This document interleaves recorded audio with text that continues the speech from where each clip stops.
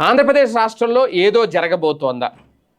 ప్రధానంగా జగన్మోహన్ రెడ్డి విషయంలో, లేదంటే వైసీపీ విషయంలో తెలుగుదేశం పార్టీయో, చంద్రబాబు నాయుడు గారో, కూటమి ప్రభుత్వం ఒక స్ట్రాటజీ లేదంటే ఒక వ్యూహం లాంటిది అమలు చేస్తున్నారా? ఏదైనా కుట్ర చేస్తున్నారా? ఈ డౌట్ అయితే వస్తుంది.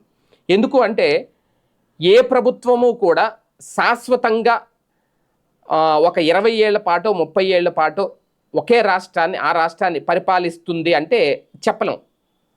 అది ప్రజలు వేసే ఓట్ల మీద ఆధారపడి ఉంటుంది. ప్రజల మైండ్ సెట్ని మనం డిసైడ్ చేయలేం.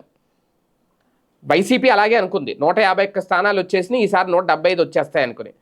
కానీ ఏమైంది? తీసుకెళ్ళి 11లో కూర్చోబెట్టారు. అంతకుముందు అద్భుతంగా పరిపాలించాం 2014 నుంచి 19 వరకు, మళ్ళీ మేమే వస్తాం అని చాలా ధీమాగా నమ్మారు తెలుగుదేశం పార్టీ. ఏమైంది? 23 స్థానాల్లో కూర్చోబెట్టారు.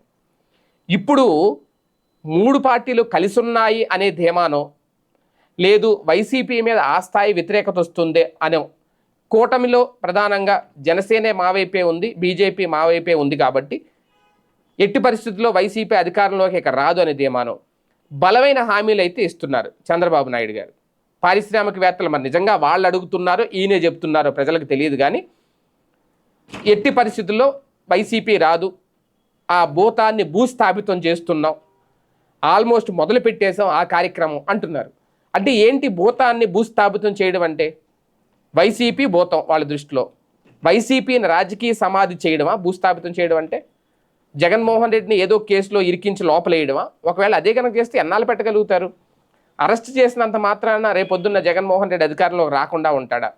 లేదు, ఆయనకి 2 ఏళ్ల పాటు జైలు శిక్ష విధించేలాగా ఏమన్నా కేసు పెట్టి ఆ శిక్ష ఏమన్నా పడితే గనక ఖచ్చితంగా ఆయన ఇమీడియట్గా ఆయన ఎమ్మెల్యే పదవి కూడా రాజీనామా చేయాలి, రాజకీయాలకు అనర్హుడిగా ప్రకటిస్తారు. అలాంటి ఆలోచన, అలాంటి వ్యూహం ఏమన్నా రచిస్తున్నారా? ఏంటి ఆ ధీమా, ఏంటి ఆ నమ్మకం చంద్రబాబు నాయుడు గారిలో? మళ్ళీ మేమే అధికారంలోకి వస్తాం, భూతాన్ని భూస్థాపితం చేస్తున్నాం అని చెప్పి లూలు మార్కెట్ దగ్గర నుంచి మొత్తం పారిశ్రామికవేత్తలందరికీ హామీ ఇస్తున్నారట. ఆయనే చెప్తున్నారు స్వయంగా. అంటే ఒక పార్టీని, ఒక రాజకీయ పార్టీని, ఒక రాజకీయ పార్టీకి సంబంధించిన, ఒక ప్రాంతీయ పార్టీకి సంబంధించిన కీలక నాయకుడిని భూస్థాపితం చేయడం అనేది అంత ఈజీనా? ఇప్పుడు విభజన సమయంలో కాంగ్రెస్ పార్టీ ఆంధ్రప్రదేశ్లో నామరూపాలు లేకుండా పోయింది అంటే అది విభజన పాపం, విభజన పేరుతో చేసిన ద్రోహం. అది ఆంధ్రప్రదేశ్ ప్రజలు బలంగా నమ్మారు. అందుకని ప్రస్తుతం ఆ పార్టీ ఆంధ్రప్రదేశ్లో కనీసం డిపాజిట్లు కూడా లేకుండా పోయింది. రేపు భవిష్యత్తులో ఆ పార్టీ ఆంధ్రప్రదేశ్లో ఎదుగుతుందో లేదో తెలియదు. ఎందుకంటే అది రాష్ట్రానికి వాళ్ళు అన్యాయం చేశారనే ఫీలింగ్ ప్రజల్లో బలంగా ఉంది. అలాగే ఆ పార్టీకి ఇప్పుడు అంత బలమైన నాయకులు కూడా లేదు, ఆల్టర్నేటివ్ కాలేకపోతున్నారు కాబట్టి. కానీ వైసీపీలో ఆ పరిస్థితి లేదే. బలమైన నాయకులు ఉన్నారు, బలమైన టీం ఉంది, 40% ఓట్ షేర్ ఉంది. ఇంకా ఎలాగా ఆ పార్టీని భూస్థాపితం చేస్తారు, ఏం చేయబోతున్నారు భవిష్యత్తులో అనేదే ఇప్పుడు వేచి చూడాల్సిన అంశం.